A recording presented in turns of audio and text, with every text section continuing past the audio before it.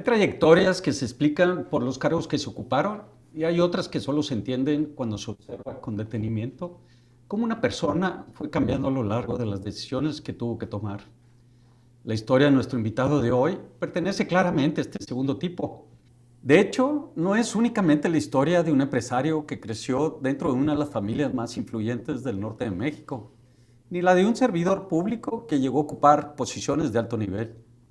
Es la historia de alguien que transitó por distintos espacios de poder y que en ese recorrido fue enfrentándose a la complejidad real de liderar más allá del discurso. Benjamín Clarión Reyes Retana se formó en un entorno en el que la responsabilidad no era opcional y en donde las decisiones empresariales tienen un impacto tangible. Su primera relación con el poder estuvo marcada por la estructura, la continuidad y la lógica de largo plazo generacional. Sin embargo, al cruzar hacia la vida pública, ese mismo poder adquirió una naturaleza distinta. Se volvió más visible, más cuestionado y, sobre todo, mucho menos controlable. Gobernar implicó entrar en un terreno en el que cada decisión se vuelve una interpretación, en donde los incentivos son múltiples y en donde no existen soluciones perfectas, solo equilibrios posibles entre costos inevitables. Lo que hace especialmente valiosa esta conversación no es únicamente lo que nuestro invitado hizo en su momento, sino la posibilidad de escuchar desde la distancia la nueva visión que dan los años. Porque hay algo que solo ocurre cuando alguien deja de competir por el poder y empieza a reflexionar sobre de él. Las respuestas se vuelven menos defensivas y más honestas. Desde ese lugar es posible entender no solo cómo se toman decisiones bajo presión real, sino también qué es lo que se sacrifica en el proceso, qué aprendizajes permanecen y qué ideas cambian con el tiempo. Cuando se contrastan los objetivos sociales del gobierno con los objetivos monetarios de la empresa, nos damos cuenta que hay una diferencia profunda en la naturaleza del liderazgo y de la toma de decisiones. En la empresa, el criterio suele estar guiado por la eficiencia, la rentabilidad y la claridad de métricas del desempeño. El éxito es medible. Los resultados son relativamente inmediatos y las decisiones, aunque complejas, tienden a responder una lógica más controlable. En el ámbito público, en cambio, los objetivos son difusos, muchas veces contradictorios y atravesados por intereses diversos. El impacto no siempre es inmediato ni fácil de medir, y cada decisión implica costos sociales que no pueden optimizarse de la misma manera. Es en este tránsito que figuras como Benjamín Clarión permiten observar cómo el liderazgo deja de centrarse en maximizar resultados y se convierte en un ejercicio de equilibrio entre legitimidad, responsabilidad y consecuencias humanas, donde decidir no es elegir la mejor opción, sino asumir con claridad el costo de poder y poder satisfacerlas todas. En Thinkbox, más que reconstruir una biografía, buscamos descifrar una forma de pensar.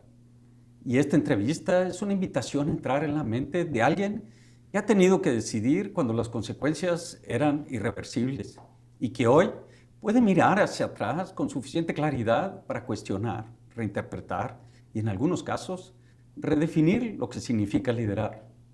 Benjamín Clarión Reyes Retana no es solo un exgobernador, un empresario, una figura de poder, sino que es alguien que entiende lo que es tomar decisiones cuando otros dependen de él. Esta entrevista, en esencia, es una oportunidad para explorar la forma en la que una persona ejerce el poder, más allá de ser solo una aspiración, sino de ser una experiencia que transforma a las personas, que exige medirte ante la toma de decisiones que realizas y para eventualmente revelar quién eres. Muchas gracias, Benjamín, por estar con nosotros aquí en Thinkbox y recibirnos. No, hombre, pues muchas gracias por pedirme esta entrevista. Espero que has hecho una presentación tan grande y tan larga que espero que valga la pena. Y yo creo que me quedé corto. No, hombre, para nada, para nada. Benjamín, a lo largo de tu vida has tenido distintos tipos de poder, empresarial, político, institucional. Viéndolo en retrospectiva, ¿cuál es el momento en el que entendiste realmente qué es tener poder? Mira, yo te voy a platicar así bien rapidísimo. Cuando yo tenía 19 años, o sea, hace muchísimos, me invita mi hermano mayor, Eugenio, a una cena. A los 19 años, donde hay cerveza, pues te llaman, ¿verdad? Y vas. Y era una junta entre empresarios medianos, chiquitos, uno que otro grande, para aquellos entonces, para platicar sobre la necesidad de participar y no nomás estar o estudiando en alguna universidad, buscando trabajo, si te dejan jugar golf o sabes jugar golf, ir a jugar golf, etcétera, sino participar. Y entonces a los 19 años en esas reuniones, como la tercera cena, una persona dice, bueno, ¿y entonces cómo nos metemos a participar? Y dice uno, vamos a meternos al PAN. No estaba nadie metido, no registrado. No estaba ninguno metido en política, Okay. todavía. Y entonces yo de 19 años y los demás mucho mayores que yo, dije, vean, esos pelados nunca ganan. Tenemos que meternos al PRI.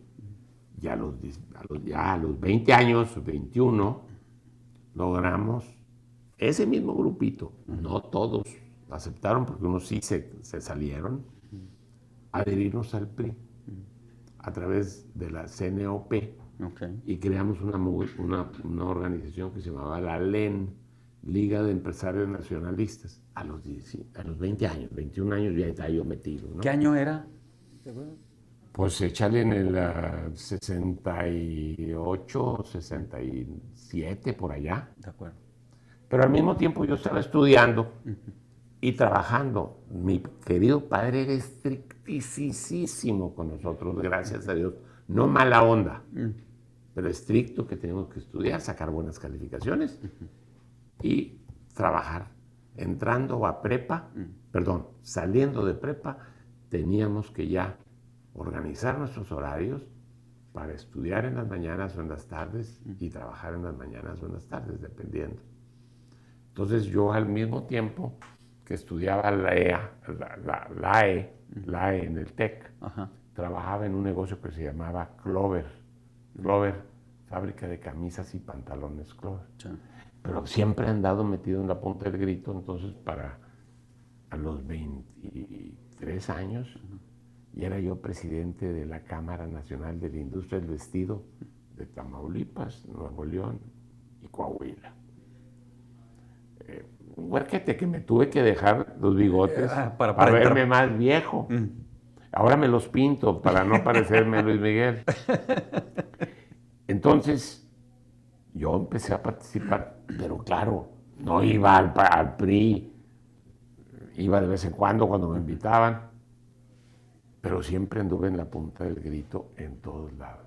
Desde la carrera, estaba yo de vicepresidente de nuestra generación. Luego me casé en el 72. Cuando llegué, construí mi casita, o mi primer casa, cuando éramos novios, mi señora y yo, para no pelearnos. Pero resulta ser que regresamos de la luna de miel. ¿Y qué pasó? Y la colonia donde yo vivía, donde yo había construido mi casa, porque no tenía drenaje, no tenía agua, no tenía pavimento. Entonces demandé penalmente con los abogados de IMSA, demandé penalmente al dueño del fraccionamiento. Y le di de plazo 60 días. 60 días para la introducción de todos los servicios. De todos los servicios. Y los cumplió. Al mes de que me cambié, porque regresamos de la luna de miel y me fui a vivir a la casa de mis papás.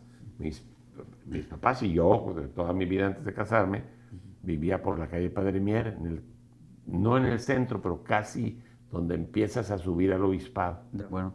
Padre Mier 1545 Poniente, ahí vivía yo. Entonces ahí vivíamos. Y luego me cambié para acá. 2 meses después de que ya me cambié, vivía en la colonia Mirasierra. Después de 2 meses de que me cambié, y era yo presidente de la colonia. hazme el recanijo favor. Siempre activista. Pues siempre activista, pero en buena onda, no, Sí, no sí. activista de nomás estar luchando a lo baboso. Ajá. Es más, posteriormente compré el terreno donde ahora vivo y fui con el alcalde de aquel entonces y le dije, te tengo que pagar un traslado de dominio de tantos cientos de tantos miles de pesos, no te los voy a pagar. Y ahora, sí, te voy a pagar la mitad y la otra mitad te voy a entregar facturas de la composición del parque de la ciudad, de mi colonia. Entonces, pues imagínate, recién presidente de la colonia y llegado, un año después de haber llegado, Ajá. el parque de la colonia Mirasierra, no sé si la conozcan, está espectacular. Sí, cómo no. Y ese me lo hice, le saqué la lana al alcalde, Ajá. una lana que yo tenía que pagar, Ajá. y me aceptó que lo invirtiera en el parque. De acuerdo. Entonces, bueno, posteriormente, la Liga de Empresarios Nacionalistas tenía la factibilidad de que el distrito más difícil del PRI fuera el candidato a alguien de la LEN. ¿Ok? ¿Qué distrito era el 1? El 1, el más difícil. De aquel entonces ya ha cambiado todo, ¿no? Pero que era el centro de Monterrey, la colonia Vista Hermosa, Mitras, la colonia Garza Nieto, alias La Coyotera. Y ahí fue Beto Santos, Javier Lobo y otros dos. Y luego don Alfonso, siendo gobernador, se equivocó y no le dio la candidatura de ese distrito o no autorizó la candidatura de ese distrito a la LEN y entró un político. En ese momento, una de las personas que participó en las primeras juntas de la LEN y que fue el que yo le dije que los del PAN no ganaban, nunca ganaban, aprovechó y se metió de candidato por el primer distrito federal y ganó. Y ese candidato luego fue gobernador, que fue mi primo Fernando Canales. Entonces fue diputado. Sí. Para recuperarlo, el PRI me invitó a mí. Ya. Y entonces ya se lo quitamos a Acción Nacional y yo fui diputado federal. Ya estoy platicando la historia de la grilla. No sé si me adelanto mucho, me dices. Siendo diputado federal, me invitan a un desayuno a Los Pinos. A la persona que me habló le dije, oiga, ¿y quiénes vamos y para qué vamos?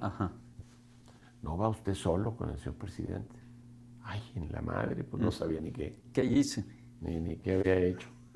Y entonces, pues resulta ser que me invitaba a ser candidato a la alcaldía de Monterrey. Cedillo. No. ¿Quién eran? Salinas. Salinas en ese momento. Salinas. Ajá. Y entonces yo le dije, oiga, nomás que yo soy diputado y yo soy diferente. Entonces no mucha gente me va a aceptar porque yo soy demasiado recto. Demasiado recto. Y entonces, ¿qué propones, Benja?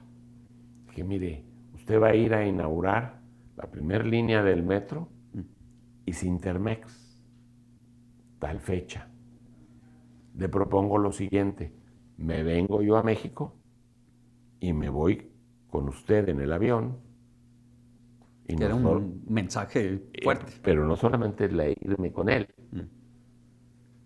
Al momento que lleguemos a Monterrey, sale usted por la puerta de enfrente y yo salgo a su lado. Y yo me encargo que esa foto salga en todos los medios de Monterrey. Y entonces no va a haber quien se oponga, porque en aquel entonces el presidente Salinas estaba entre la Virgen de Guadalupe y la Madre Teresa. Ahí estaba su foto. Luego, por tanto desgarrate que hubo, la muerte de Luis Donaldo y otras cosas, que se fue bajando su... Ya ahorita ya otra vez está en la punta del grito, donde él se para, hay noticia. Entonces fui candidato a alcalde. Yo me acuerdo, pensando un poco en esta simbología que manejabas desde aquel entonces, y recuerdo una frase y una situación que impactó mucho, se publicó, y vagamente recuerdo exacto dónde fue. Diría que estabas frente al consulado americano en Constitución y estaban unos policías ahí de seguridad pública que era de color azul, y lo saludaste y le dijiste, ya pronto les vamos a cambiar el color. Y esa fue una frase que salió en columna política, por todos lados, y impactó bastante porque garantizaba ese cambio que ya... Bueno, lo que sucede es que desde la Diputación, como yo seguía trabajando en IMSA, el sueldo completo de diputado federal, más los apoyos que nos daban, se iban a una chequera que se manejaba en una casa de la colonia Mitras, en la calle, que todavía es mía la propiedad, Pino Suárez 263, algo así, donde todos los sábados, siendo yo diputado federal, todos los sábados iba a atender a la gente. Y se manejaba el dinero del sueldo de diputado para conseguir cosas para la gente. No dádivas, pero ayudas de sillas de ruedas, cuestiones médicas y demás. Y entonces estábamos muy, muy metidos en hacer bien las cosas, nada más, que eso es lo que falta. Exacto. Y va un poco a mi siguiente pregunta. ¿Qué dirías que es más difícil, el construir poder o saber qué hacer con él? Fíjate que el problema para poder construir el poder hay que hacer las cosas bien, porque si no, no te dan poder. Sí, sí. Según cómo te vayan aceptando las gentes, va saliendo, empiezas a ordenar qué hacer y cómo manejar las cosas. Simplemente el lugar el programa aquel en tiempo de Salinas que se llamaba Solidaridad, que era no repartir dinero, que ese es de lo que está haciendo ahorita Morena, comprando voluntades y desgraciadamente sin aprovecharlas, sin aprovechar para que sea... Oye, a mí me ha tocado, porque yo sigo yendo sin medios de comunicación a diferentes colonias, y me ha tocado que esté el abuelito, están los nietos, abuelito, ya te va a llegar el cheque, lo venimos a cobrar contigo para irnos a las caguamas. Pues y el abuelito pues se dejaba querer. Entonces, desgraciadamente, por el recibir el efectivo, y mucha gente no mide que ya no tiene medicinas, que ya no tiene guarderías, que el crecimiento del país va para abajo. Y estamos creando, o se está creando, desgraciadamente, un país de flojos. Y como la educación, cada día le han bajado más el presupuesto y se han entregado a los problemas de antaño, como era la CENTE, o como es la CENTE, estamos teniendo un problema más serio que vamos a repercutir en el problema más serio que tiene México. Para mi gusto, el problema más serio que tiene México es que muy poquitos tenemos mucha lana y muchísimos no tienen. Pero ¿qué va a pasar? Si no educas bien al hijo del jardinero, ese no va a poder llegar a ser un ingeniero y meterse en una maquiladora donde mejore su vida. Desgraciadamente, entonces va a haber más desproporción. Se ve, sin duda, una pérdida. Claro, de esa estructura de valores, ¿no? Inclusive hasta familiar. Comentabas hace rato de la exigencia de tu padre. Fíjate, mira, una cosa que yo lo platico mucho y a mi hermano mayor no le gusta, pero no me importa. Cuando yo tenía 10 años, mi papá se aventó en el crecimiento más importante de IMSA de aquel entonces. Sí. Y tuvo broncas porque para sacar una línea de crédito que tenía que tener por una maquinaria que compró en Francia, don Eugenio, mi querido padre, que en paz descanse, tuvo que sacar una carta de crédito de $1 millón. Aquí en Monterrey no se le aceptaron, no porque no tuviera buen crédito, sino porque estaba arriba del límite de aquellos entonces. Te estoy hablando 1960 o 50, no sé, 60, 59, por allá. Y entonces se tuvo que ir a México. En México sí se le dieron, pero le dijeron, con todo gusto, don Eugenio, pero nos tiene que mandar las escrituras de su casa, las escrituras de su hermana, porque mi papá, bendito Dios, fue exageradamente decente y siempre respetó que en todo donde se metía la empresa era 50% de él y 50% de mi tía, de su hermana, que nomás tuvo una hermana. Entonces, nos juntó a todos los hijos y no me los van a creer, no me lo vas a creer. Nos platicó el viacrucis que fue para hipotecar las casas. ¿En su momento se los platicó? Sí, nos los platicó. ¿Qué edad tendrías? Yo tendría unos 10 años. Fíjate. Pero Y no él ya... solamente nos los platicó. O sea, los en integraban. En una junta con mis... Yo era el más chico en ese entonces. Perdón, había una hermana más chica, pero estaba muy niña. Yo tenía 10 años. Nos junta a mis hermanos mayores y a mí. Nos explica. Y lo importante de todo lo que te estoy diciendo es que nos bajó el domingo. Pero los integró a la decisión. Como es un negocio familiar, Ajá. y todos tenemos que pagar, hay que participar. No te digo lo de mis hermanos, te digo lo mío. Me quitó 5 paletas Dumbo a la semana, güey. Entonces, quieras o no, pasabas luego por ver la máquina, que luego con los, digo, ya posteriormente se compraron mucho mejores. Y yo pensaba, aquel entonces, ya a los 15 años, ya que estaba la maquinaria jalando, y un éxito, yo pagué un tornillo, que no era cierto. O sea, no se pagaba ni el tornillo. Sí, era el hecho de la pertenencia de la empresa. Y esos son los valores que el Señor inculcó a los seis hijos. ¿Y eso lo transmites tú a tus hijos? Yo se lo he transmitido a mis 5 hijos y todos, pues no es por nada. Es más, te voy a platicar. Tenían beca, porque sacaban puros 10, se salieron a la mamá.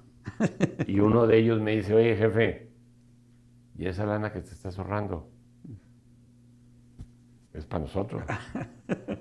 Y sí es para ustedes, pero de esta manera. Y me los llevé, eran los 2 primeros, los mayores, que uno de ellos es sacerdote y el otro está aquí al lado. Me los llevé a una escuela molada.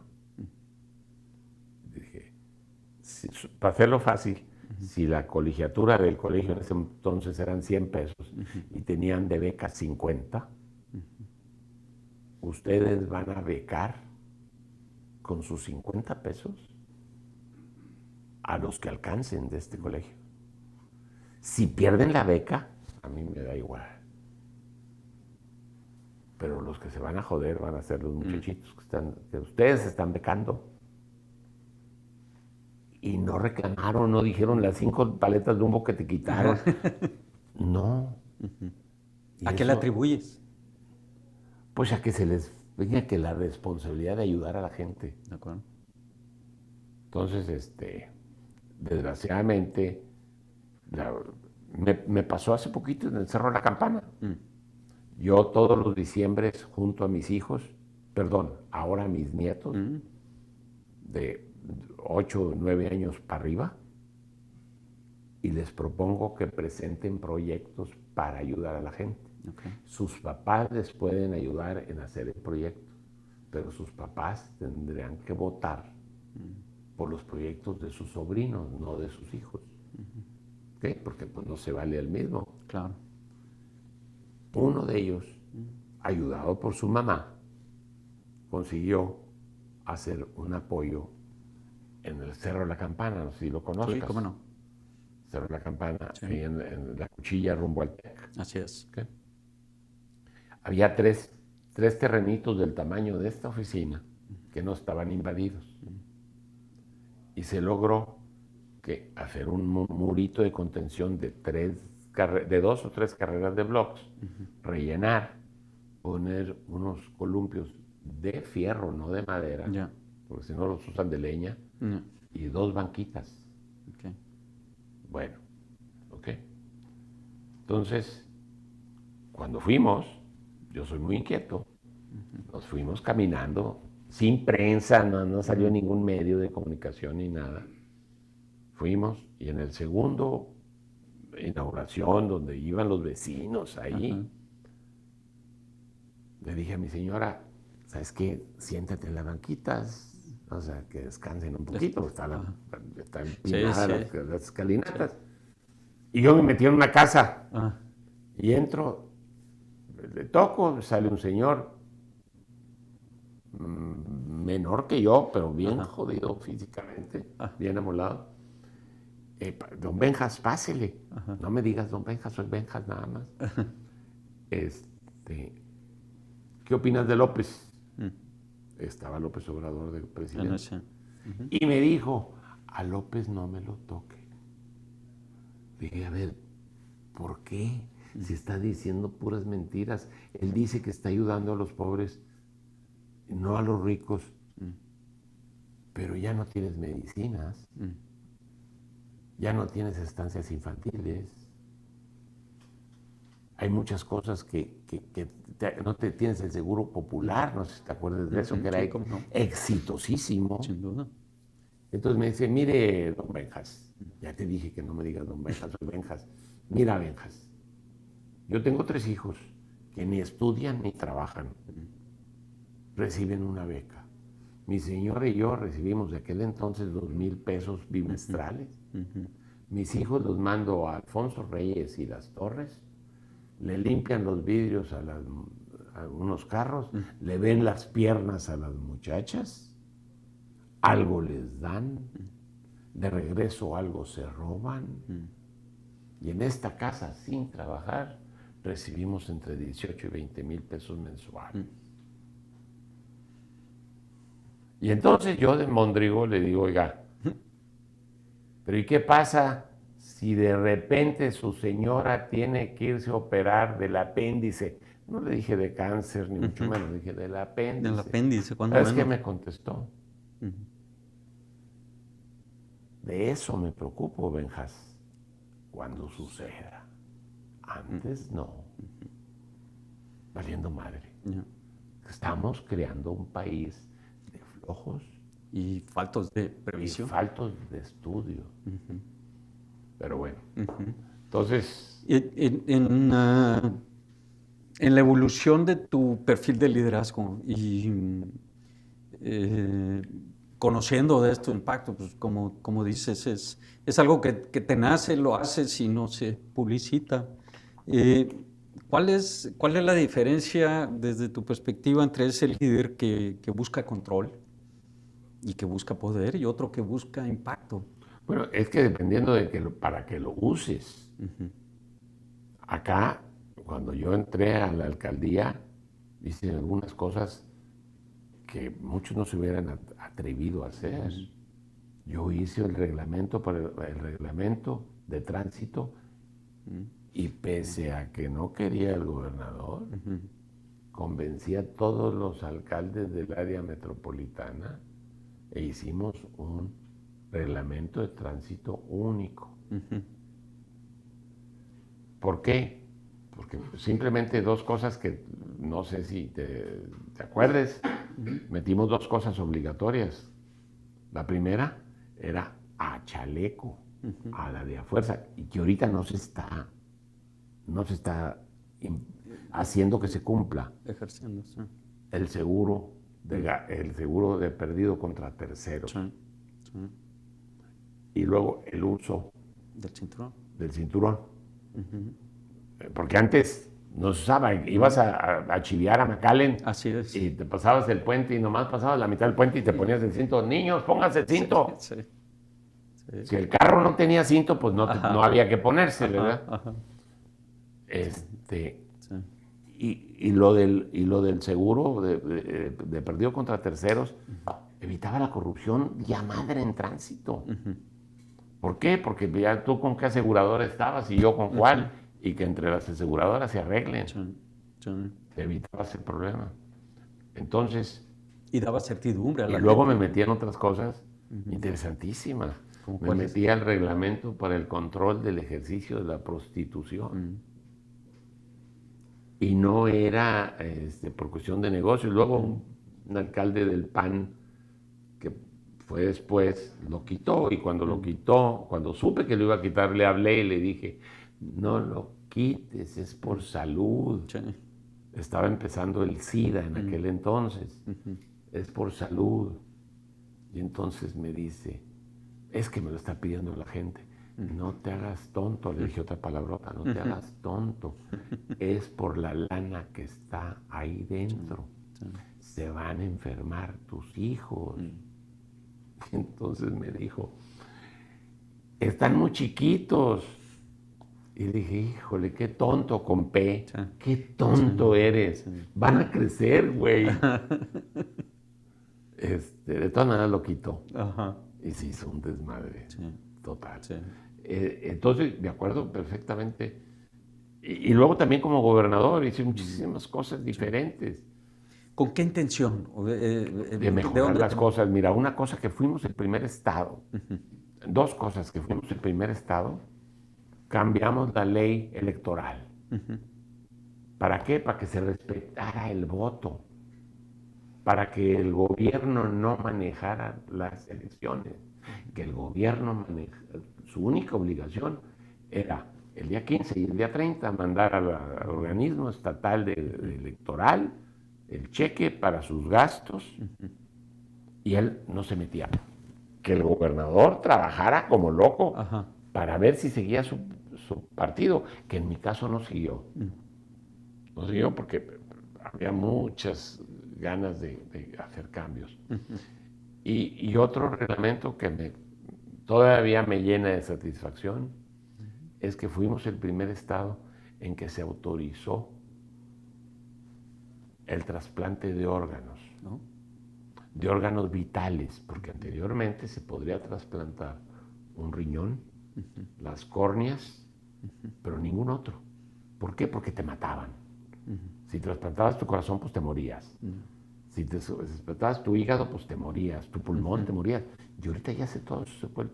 Cada vez que sale en algún noticiero de la tele y llegó un helicóptero con un corazón al hospital civil. Tuve broncas hasta con el cardenal de aquel entonces. ¿Por qué? Porque ¿cómo?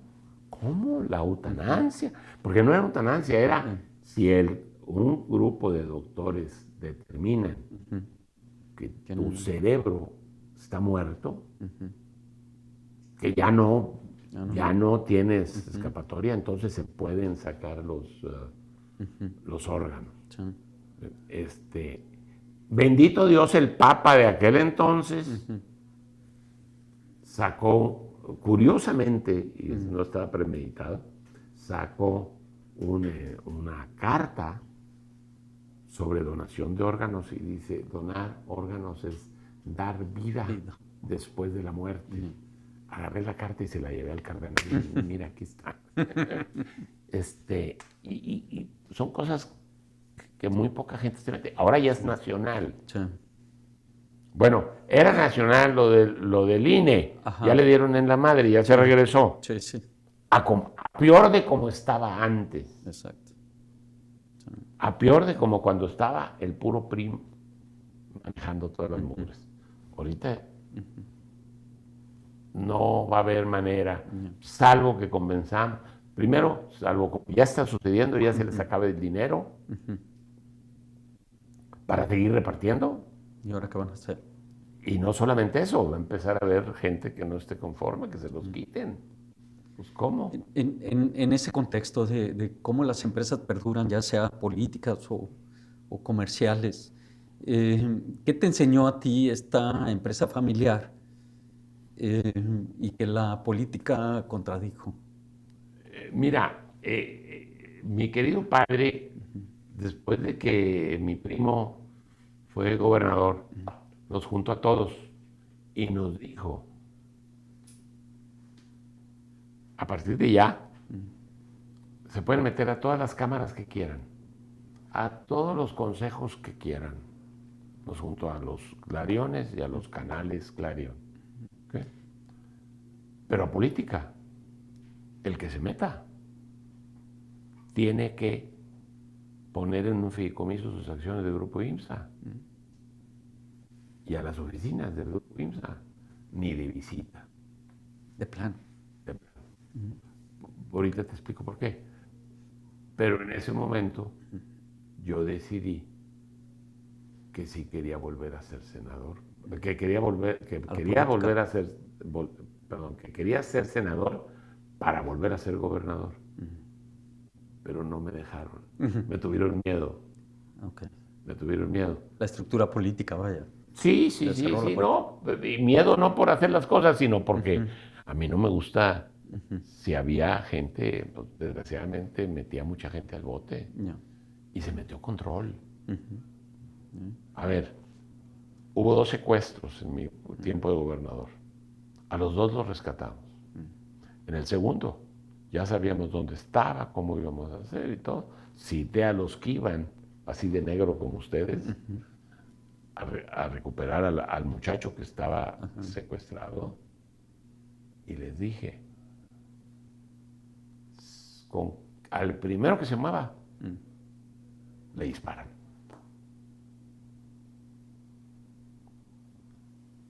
Yo no se lo dije a los medios de comunicación, pero esos 5 que iban para allá se los platicaron en la cantina en la noche a sus amigos. Sí, claro. Y se supo. No volvió a haber otro secuestro. De nada. Porque a un solo pelado se movió y le dieron 2 balazos y está en la cárcel todavía. No se murió. Yeah. Es meter orden. Yo tenía un arreglo con el presidente de los notarios, siendo gobernador. ¿Cuál era? Se apellidaba Suárez, ya murió De acuerdo, desgraciadamente. sí. Por favor, tienes línea directa conmigo. ¿Ves que hay una bronca en el registro público de la propiedad o es una bronca en cualquiera de las instituciones que los contadores tienen que usar? Sí. ¿O se están tardando demasiado?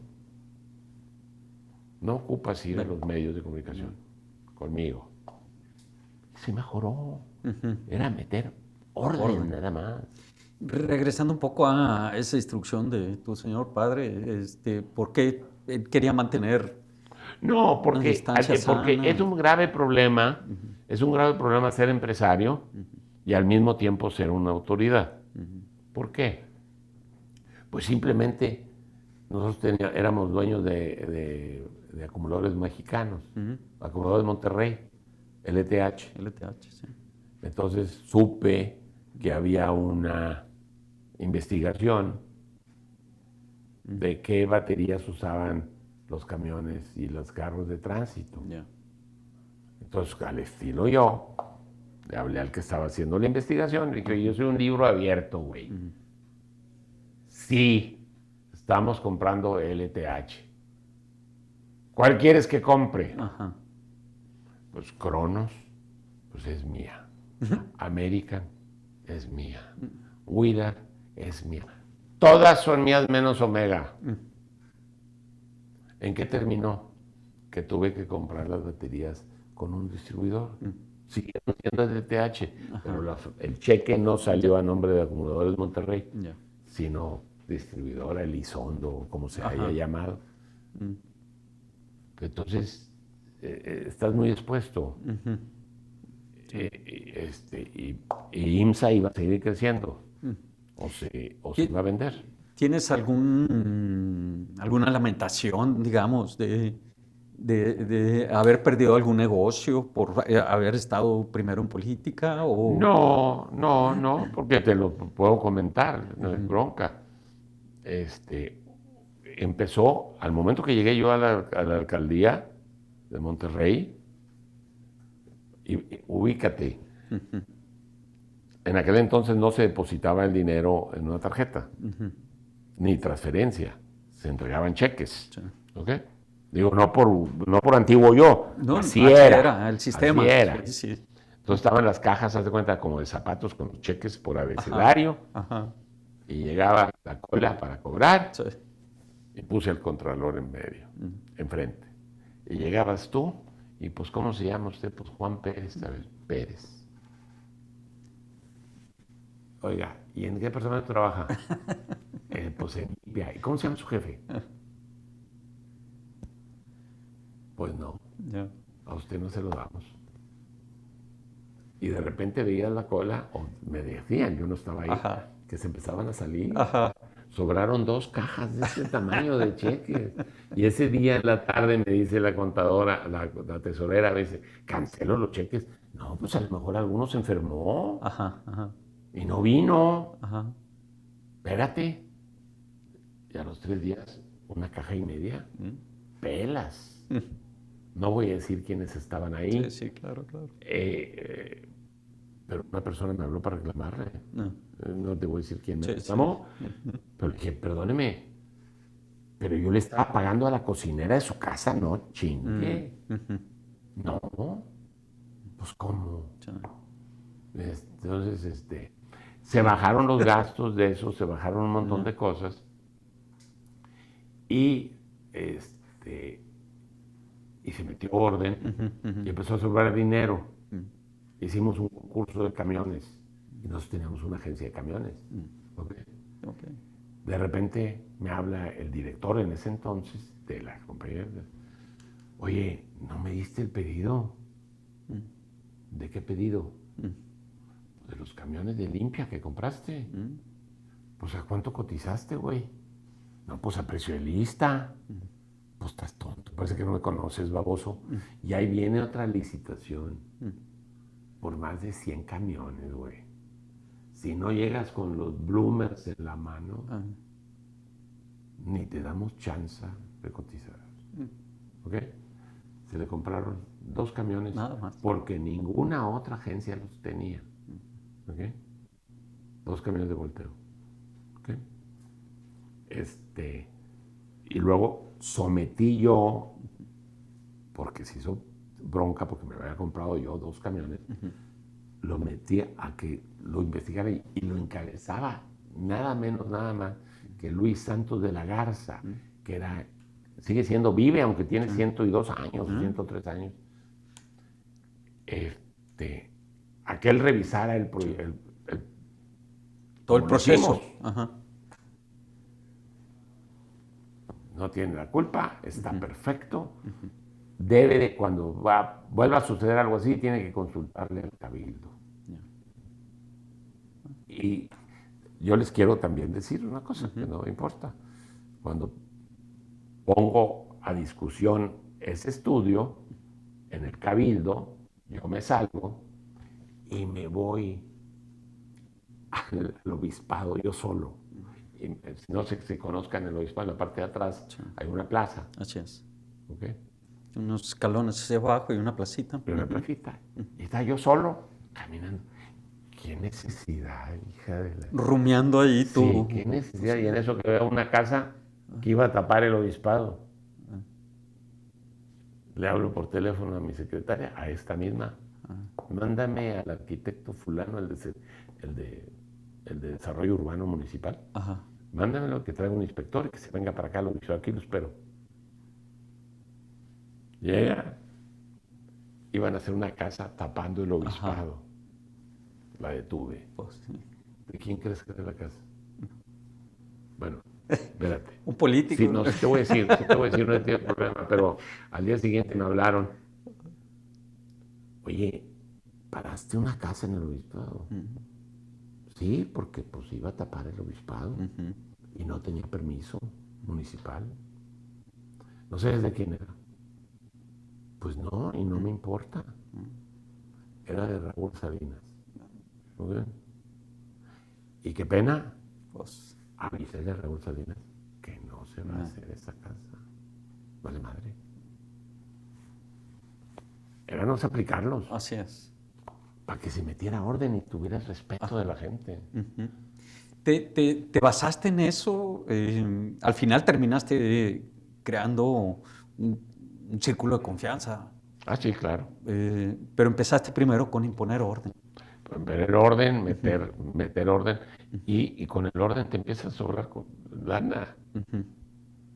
Y en un momento en que nos sobró, ya luego el gobernador, ¿cuánto crees que se quedaron, que había en la caja Ah, de agua y drenaje cuando salí yo? Dime un número grandote. no sé, millones. Bueno, más de 1,000 millones de pesos en la caja. ¿En qué era? ¿Qué año? 97. ¿Ok? Claro. Era un dineral. Que aparte, cosa que tampoco se hacía. Sí se hacía, pero de diferente manera. Ese dinero no estaba en la chequera. Estaba en el banco ganando intereses Ya. hasta que se usara. Pero por Intereses que le entraban al arca estatal o municipal. sí, pero por otro lado, un fondo público que no se ejerce quiere decir que hay ciertas familias que no están recibiendo el beneficio, ¿no?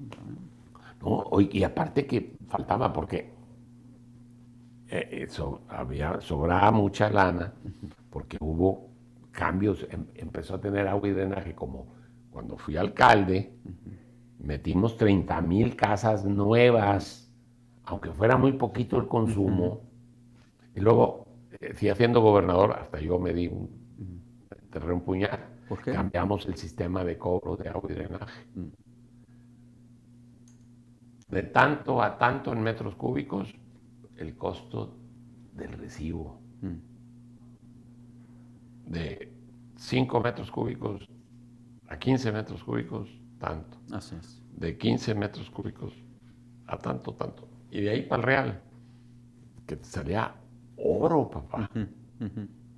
Para imponer un control en el gasto, Para claro. que no gastaran. Exacto. Si no le metes la mano a la bolsa, no ayudas. Y no es como dice Claudia, nuestra presidenta, si no quieren gastar electricidad, pues apaguen focos.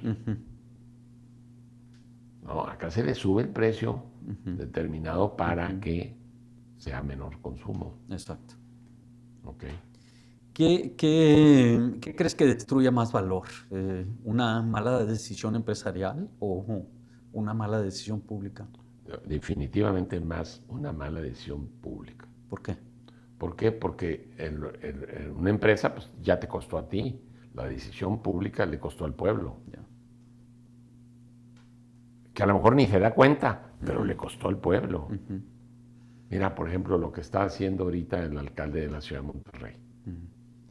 Está cambiando una cosa que hizo el anterior alcalde, Luis Donaldo, en el Arco de Triunfo. Sí. ¿Quién sale? Lo está quitando. ¿Por qué? Porque se hacía un caos. Sí. Quieras o no, pasaban 2 carriles por el medio, debajo del arco. Sí.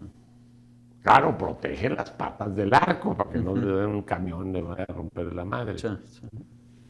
Pero lo que está haciendo Adrián está perfecto. O cambiar de lugar el arco. No, pues no puedes cambiar de lugar el arco. No, ahí sí te carga el payaso. Sí. A lo mejor encontramos dinero adentro. Sí, pero Sí. no, cambiar, no, ese sí no. ¿Cuál fue la decisión más solitaria que tomaste como gobernador? Fue antes. Fue aceptar hoy, hace 30 años. El día de hoy. El día de hoy, Sí. hace 30 años, aceptar la gobernatura por 1 año 9 meses. Esa fue una decisión difícil. Decisión Solitaria. difícil, tremendamente difícil. ¿Por qué? Al cabo no importa. Yo nunca digo mentiras. El siguiente candidato del PRI iba a ser yo. Y el siguiente candidato del PAN iba a ser mi primo Fernando. Ya. ¿Ok? Yo no me iba a enojar. Él a lo mejor sí. Pero estaba seguro que mi mamá iba a ir a agarrar del chongo a mi tía. ¿Para qué? ¿Para qué voy a desmadrar una vida familiar? Y aparte, como buen regiomontano, me ahorré la campaña. Ya. Me ahorré la campaña. Entonces, fue una decisión muy difícil, pero esa la tomé y Tomando este comentario y el gentilicio, a mí también me tocó crecer con ese arraigo y con ese orgullo de, de la ciudad, las empresas que nos representaban, el crecimiento de todo México. Y bueno, por decisiones se empiezan a vender y se empieza a perder un poco como que esos íconos de representatividad. lo que sucede es que desgraciadamente hubo muchos movimientos en México que no había en el mundo y facilitaban que vinieran a comprarte. Ya. Porque al final de cuentas no era nomás vender porque quiero vender, sino que, ay canijo, ¿es ahorita o nunca? Sí. Pero yendo más allá, porque al final es una decisión empresarial y punto. A lo que quisiera llegar contigo es esa estructura de valores que formamos en familia y formamos en comunidad. Uno de ellos era precisamente el ser regiomontano porque representaba todo este éxito empresarial y laboral. Y hoy, desde mi opinión, pareciera que está matizado. Bueno, desgraciadamente hoy, y no fue nuestro caso, el día de hoy, mucho del empresariado tiene miedo. ¿Por qué? Porque yo gobierno mañana, te puedo congelar tu chequera, y pues si es día 14, no, ahorita es día 15. No, hoy es 17. Hoy es 17. Ajá. Si fuera el día 28, pues te rompes la madre tu señora si no llegas cuando dan el día 30. Definitivo. ¿Ok? Entonces, y no es eso, sino que te para todo. Sí. Y esa es una falta de certidumbre, ¿no? Hacia qué trabajo, qué hacemos, dónde invierto. No, pues imagínate que te pueden congelar tus cuentas sin avisarte. Y ya dentro en el bote, defiéndete, pero tú no le puedes pagar al abogado porque no tienes dinero. Y el abogado, si no le das la lana, no jala. O sea, lo que sea tu hijo, o tu pariente, o tu amigo, o lo que tú quieras. Pero, ¿cómo te defiendes sin dinero? Y en esa toma de decisiones, ¿hay alguna del lado empresarial, digamos, o algún político público que te formó? Sí, porque yo estaba trabajando maravillosamente bien en IMSA. Ajá. Y cuando me piden ser candidato a alcalde, tuve que dejar de trabajar en IMSA. Entonces, híjole, ¿qué va a pasar? Porque dejo de trabajar. Es más, me pensioné En ese momento. en ese momento. Entonces, la pensión que me llega no me esperé a los 65. Ajá. Me pensioné antes, entonces me llega menos de lo que me debía haber estado llegando. Pero tomé la decisión de sí salirme de IMSA, pues porque quería en un momento probar en la alcaldía y ordenar. Si tú te recuerdas, había muchas broncas en ese momento en la alcaldía. Sí. Fue una decisión muy difícil, pero pues se tomó y no. Y cuando las familias, cuando se vende Grupo IMSA, a cada uno, todos tuvimos que firmar un acuerdo de no compete, de que no le hiciéramos competencia, no nos podemos meter con acero. Pero cada uno de la familia agarramos una X cantidad y empezó a hacer sus negocios separados, nada. Y bendito Dios, todos mis hermanos. Con una vocación empresarial. Sin ningún problema, y mis primos también. Y cada uno tiene sus negocios aparte. ¿Pudieras describir esa vocación o esa... es decir, pertenece nada más a familias con gran poder monetario o No. pudiera... No.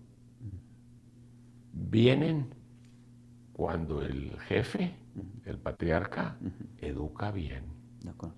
si no se rompen la madre, como está sucediendo. Nosotros, cuando mueren mis queridos padres, mi papá primero y luego mi mamá, más, cuando se muere mi mamá, el albacea, mi hermano mayor, y me dice, Benja, tú,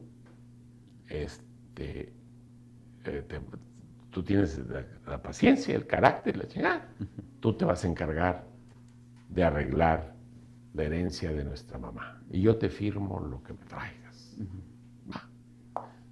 No tuvimos ni un sí, ni un no. Al final, después de que se vendió la casa, se repartió esto, todo dentro de las políticas decentes y de acuerdo a lo que la señora quería. Lo que sobraba en una mesa más grande que esta, y cité a mis hermanos, dije 20 minutos con cronómetro para que vean lo que hay. Y empezando por el hermano mayor y terminando por el hermano menor, agarran una cosa. Y lo que sobre, todavía vivía mi nana, fíjate. Lo que sobre, hacemos 3 paquetitos, el más grande para mi nana y las otras 2 para las muchachas que han ayudado a mi mamá en sus últimos años. ¿Okay? No hubo ningún problema. A los 3 días me habla un hermano mío que desgraciadamente ya murió. Dice, Benja, ¿te acuerdas el reloj Piaget que agarré? Oye, estaba precioso, güey. Pues lo llevé a una relojería para que le cambiaran la pila y lo limpiaran. Y el relojero me dijo que era chino.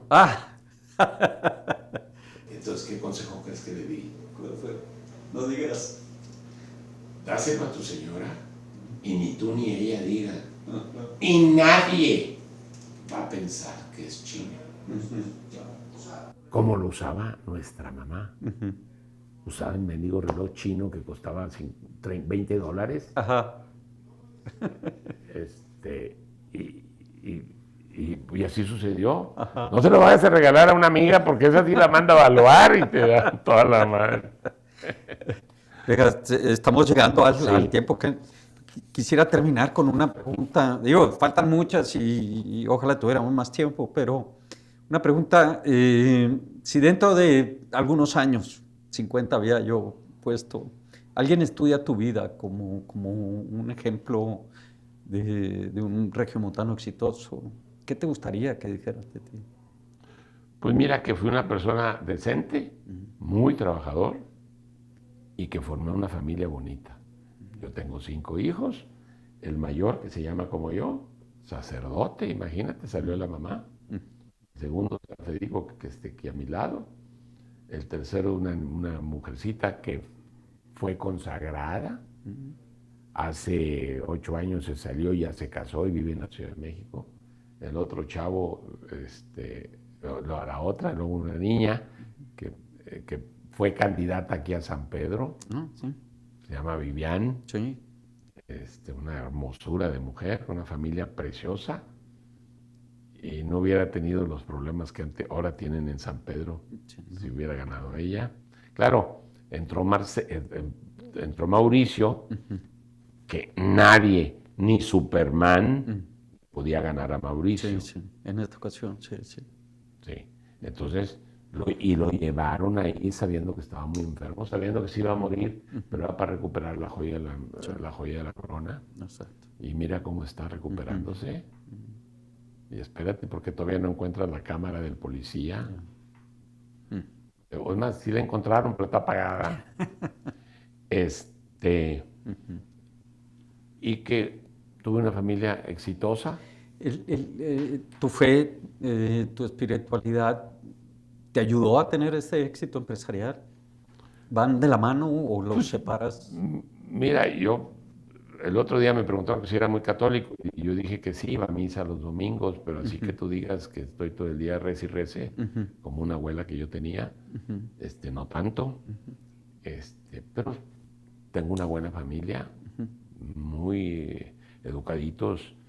A Benjamín, el que se fue sacerdote, lo traía estudiando en el TEC, fue uno de los de las becas y fue becado también en la carrera. Ya. Lo traía en un carro usado. Cuando me dijo que se quería sacerdote, le cambié el carro, porque cumpleaños, lo convencí que se quedara un semestre más. Ajá. Me lo dijo en septiembre, porque yo era diputado. Ajá. E imagínate, yo juntaba a todos mis hijos para platicar. A los chiquitos no, Sí. pero más grandecitos para ver cómo había estado el Congreso de la Unión esa semana. Ajá. Y en eso mi hijo mayor me dice, papá, quiero hablar contigo. Sí, dime, Benja. A solas, la cabeza, el hámster se mueve. Sí, sí. El muchacho tenía novia, dije, embarazó a la novia. Le dio el aval a un amigo y el amigo no pagó. Chocó el carro y la mamá no se dio cuenta. No, me quiero ir de sacerdote. Bueno, lo convencí que se quedara. El cumpleaños, el día de la Candelaria, el 2 o 3 de febrero. Así es. Le cambié el carro. ¿Okay? A un carro que cuando te dan las llaves te dan una cachucha. ¿Sabes para qué es la cachucha? Para tumbar a las viejas que se quieren subir. Un Thunderbird supercargado rojo, cabrón. Yo no le dije cuál era mi intención al muchacho. Ajá. Pero ya que se fue, a medio año, un año después, en aquel entonces te dejaban subirte, entrar al aeropuerto, despedir a la gente. Así es. Hasta la puerta. Así es. Y en la puerta, desgraciadamente enfrente de su mamá, él traía las llaves del carro. Y me dijo, yo no le dije cuál era mi intención. Ajá. Me da las llaves y me dice, papá, se subieron muchas, no les hice nada, úsalo tú. Lo tuve que vender. Un peligro. Pero así es. ¿Estás contento? Sí, yo estoy feliz. Feliz. Y aparte, muchísimo, porque soy de los poquitos gobernadores del país que pueden andar solo, que pueden entrar a cualquier restaurante a la hora que sea, y te puedes pasar un buen tiempo para llegar a tu mesa porque te saludan, y no oír que te mente la madre. Y por eso estoy muy contento, muy contento. ¿Hay algún secreto para lograr eso? ¿Algún secreto? Alguien que nos escuche, que diga, yo quiero tener una vida similar. Pues no sé, me imagino que sí. Ahora, habrá algunas gentes que no me quieren, porque yo metí a mucha gente al bote y se cambió todo. Y cuando corrían desde la alcaldía, que corría a los aviadores, había una persona en un medio de comunicación que le corría 3 hijos y puta. ¿Pero qué le recomendarías a esta nueva generación de regiomontanos? Que participen, que el problema que tenemos es que no participan. De acuerdo. Es que cuando yo tenía 19 años decidí participar en todo y siempre. Entonces, que participen. Claro, ahorita tienes miedo que te paren las chequeras, Sí. porque si no, ahorita que entraron, no sé si se dieron cuenta. Yo tengo muchas empresas, ya mi familia, la Clarion Domene, muchas empresas, y están en un cuadrito todos los nombres de las empresas, cuya domicilio fiscal es aquí. ¿Por qué está el nombre ese? Porque me puede llegar Operadora Querétaro. Tengo bastante cosas en Querétaro. Operadora Querétaro. Si no pongo el nombre, pero tiene su domicilio domiciliado aquí, puede venir un inspector y no está el nombre ahí. Y todo cierra. Para adentro, papacito. Y como cambiaron la ley de que primero te meten y ya dentro de la cárcel ya veremos después. Te defiendes, y ahora sin dinero, pues está cañón. Está peor. Y lo peor es estar un día en la cárcel, porque te vas a bañar, se te cae jabón y Un placer. Muchas gracias por recibirnos. Bueno. Gracias.